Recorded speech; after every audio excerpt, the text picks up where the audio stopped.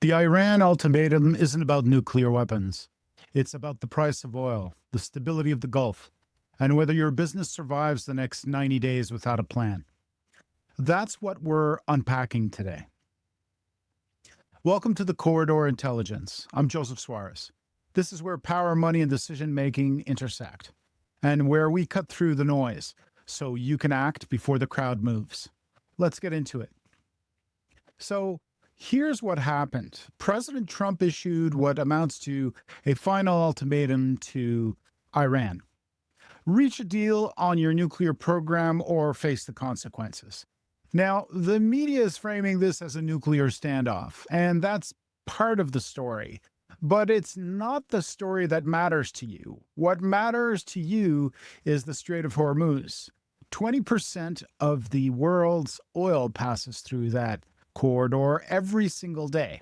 When tensions spike in the Gulf, that choke point becomes the most important piece of geography on the planet for anyone who runs a business, manages a portfolio, or depends on global supply chains, which is all of us.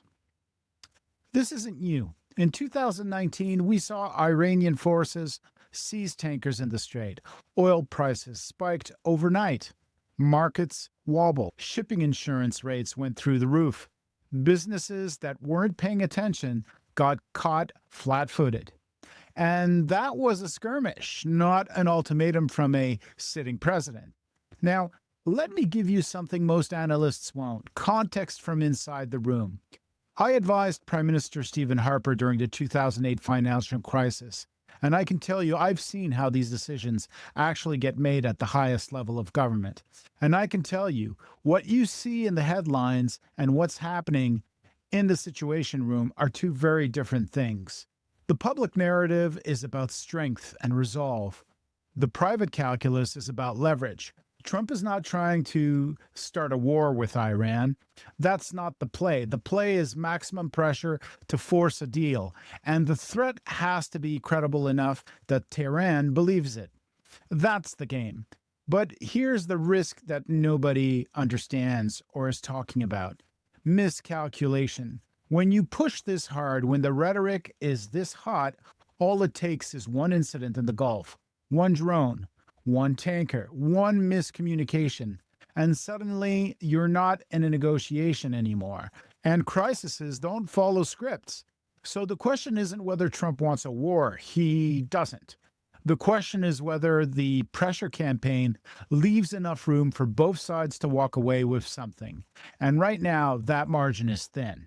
So let's talk about what this means for oil. If tensions escalate, even short of military conflict, we're looking at oil moving towards the $90 to $100 range. That's not speculation. That's what the futures market is already pricing in as a risk scenario. And if there's an actual disruption to shipping in the Strait, which there is, you're looking at a spike that makes 2022 look like a warm-up. So for the energy sector, this is straightforward. Domestic producers benefit, pipeline companies benefit. If you're positioned in North American energy, you're on the right side of this trade. For the defense sector, same story. That's how governments respond to credible threats in strategic corridors. But here's where it gets real for most of you. If you're running a business with a supply chain exposed to Asia, the Gulf, or the Indian Ocean corridor, and that includes manufacturing, logistics, consumer goods, tech hardware, you need to be stress testing your supply chain right now. Not next month, now, because if Hormuz gets disrupted any further, even temporarily, the ripple effects hit shipping rates, insurance premiums, and delivery timelines within 48 hours.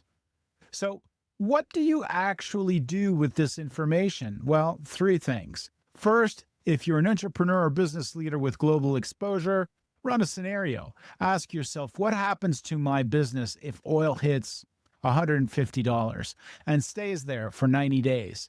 If you don't have an answer, that's your homework this week. Second, if you hold energy or defense positions, this is your window. The smart money is already positioning. Don't wait for CNN or Fox News to tell you something the market figured out 2 weeks ago. Third, and this is the one most people miss: if you're doing nothing, if you're sitting on the sidelines saying, This will blow over. This too shall pass. Understand that doing nothing is the riskiest move of all. The people who get hurt in these situations aren't the ones who made the wrong call. They're the ones who made no call. They froze, and by the time they moved, the window had closed. That's the corridor intelligence take on the Iran ultimatum. Not what's on the front page, what's behind it, what's coming next, and what you need to do about it. If this kind of analysis helps you think more clearly about what's coming, subscribe to Corridor Intelligence on Subtrack, corridorintelligence.subtrack.com. Every piece is designed to give you the intelligence advantage that used to be reserved for people inside the room. For those who want direct access, deeper analysis, quarterly strategy calls, and a direct line to me, consider becoming a founding member. And if you want a one-on-one conversation about how any of this affects your specific situation, book 30 minutes at josephsoares.com. No pitch, no obligation, just clarity. I'm Joseph Soares. Stay sharp.